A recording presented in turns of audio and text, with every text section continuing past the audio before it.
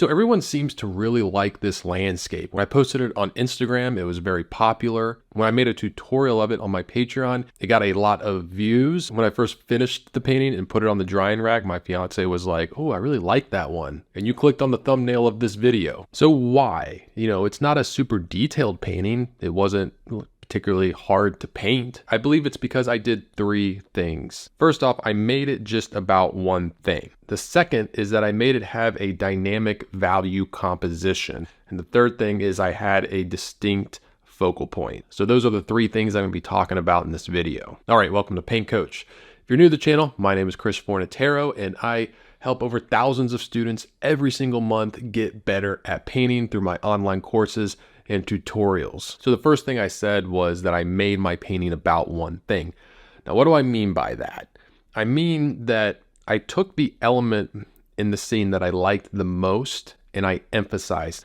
Whenever you come across a scene you want to paint, there's probably going to be a lot of things in there that you like, but I highly suggest to choose the one thing you like the most and try and make it take up the majority of the canvas. A really good example of this that I always point out is Edgar Payne's paintings. I feel like all of his paintings, it's very clear what he wanted to emphasize because he made that subject, whether it was the mountains, the ocean, or the sky, the largest part of the painting. Now, this is definitely easier said than done. I struggled with this a lot. I still struggle with it because, you go out there, you're taking a photo, you see a scene you want to paint, and you see a lot of things in the scene that you like. You like the river, you like the trees, you like the mountains, you like the cabin, and you want to put it all in there. And you can get it all in there, but you really need to try and emphasize one thing. A perfect example of this is this painting that I did a while back.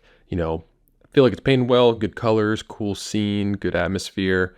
But my main critique of it is that it has equal parts sky, equal parts, mountain, equal parts ground, like the ocean and the sand and everything. So I don't know what's being emphasized in the scene. When I look at it, I'm like, all right, is this supposed to be about the ocean?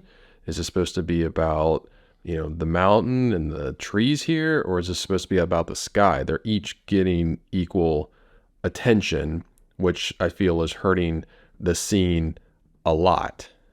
So let's play the cropping game. And this would have been a much better composition where it's, mainly the cliff and the trees taking up the most space, but you don't have to do it that way. You could, do it so the beach took up the most space. So it's just kind of about the beach and maybe put more detail into the people and the waves and everything happening there. But now this process starts when taking the photos. So let's take a look at the photos that I took for this painting. All right, so here is the first photo I took when I was walking up onto this little cove here. And I was like, oh, I like this. And I didn't know exactly what I wanted to emphasize at first. And so I took this photo right here, and this actually could probably be a painting in of itself.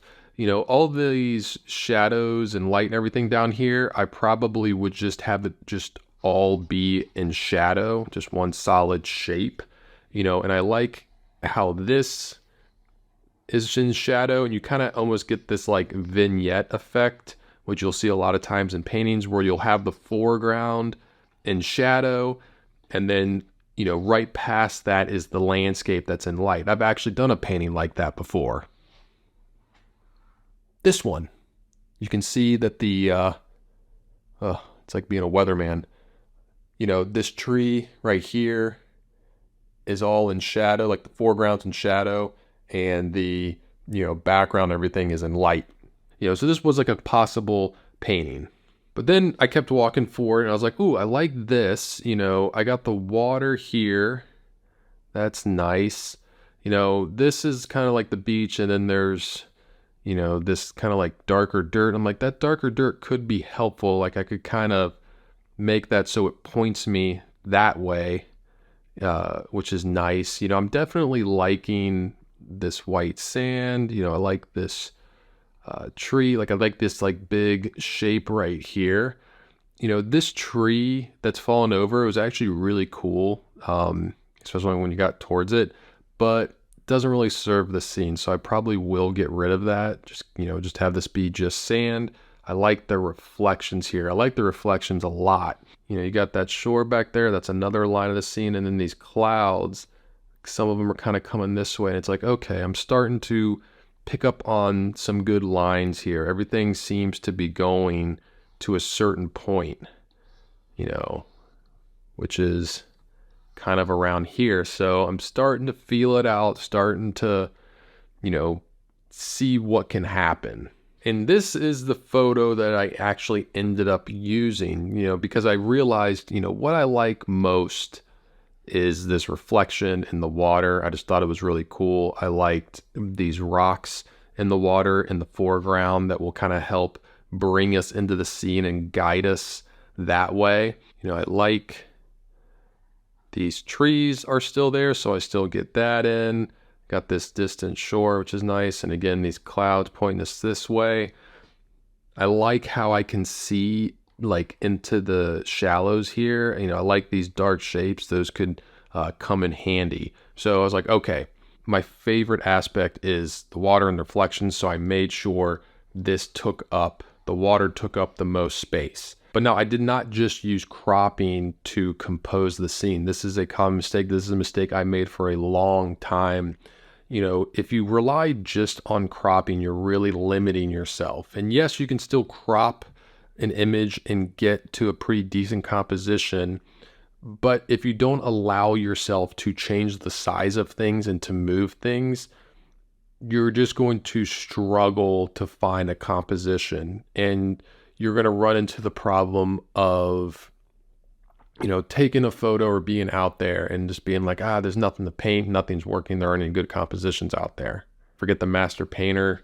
It might have been Edgar Payne that said that, you know, God did not create perfect compositions in nature for lousy artists. So what I did was I did a sketch, and this is my initial sketch here, and you can see I definitely changed the size of the trees. I made those smaller.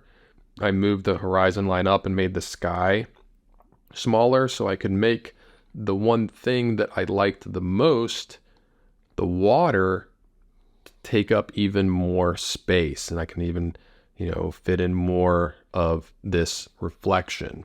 And a good thing to do at this point is to try and find the major lines of the scene.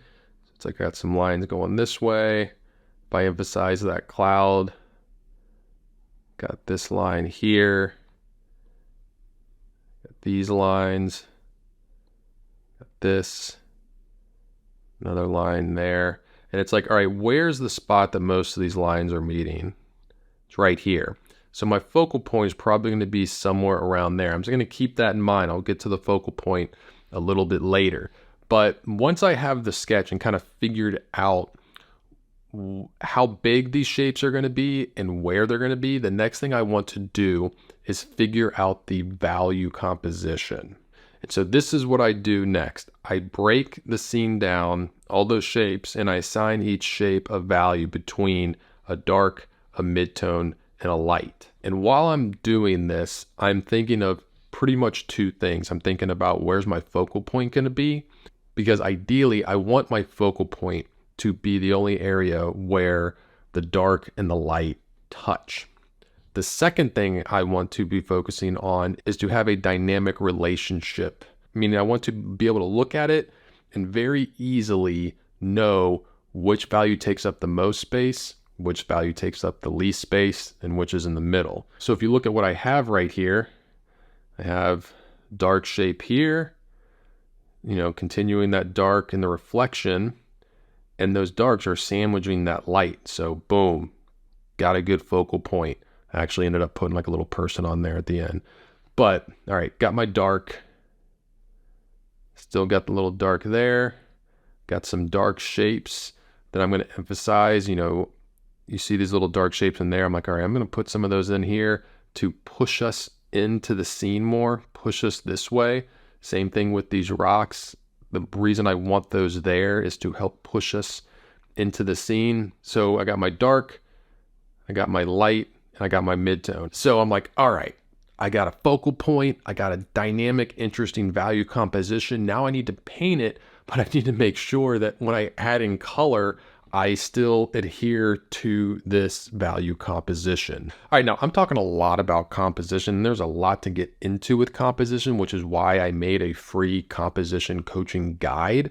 It's a series of videos where I break down composition and how you can go about constructing an eye-pleasing composition. If you want to check that out, there's a link to it in the description of this video. So when I go to paint this, the first thing I do is I try and transfer this value composition onto the canvas with just thin brown paint. I just get my dark, mid-tone, and light shapes mapped in. I call this a value map. And now for this painting, I actually chose to kind of start at the focal point because in this area, it's a good cross section where a lot of elements of the scene all meet.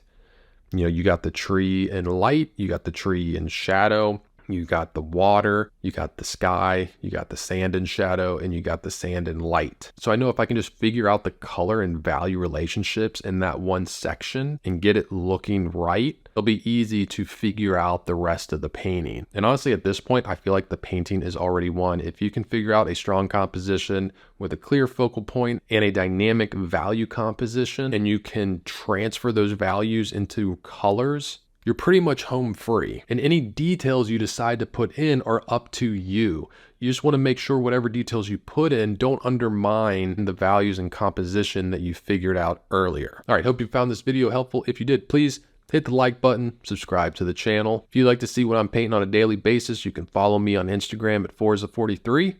I'm Chris Fornatero, here telling you to go get painting.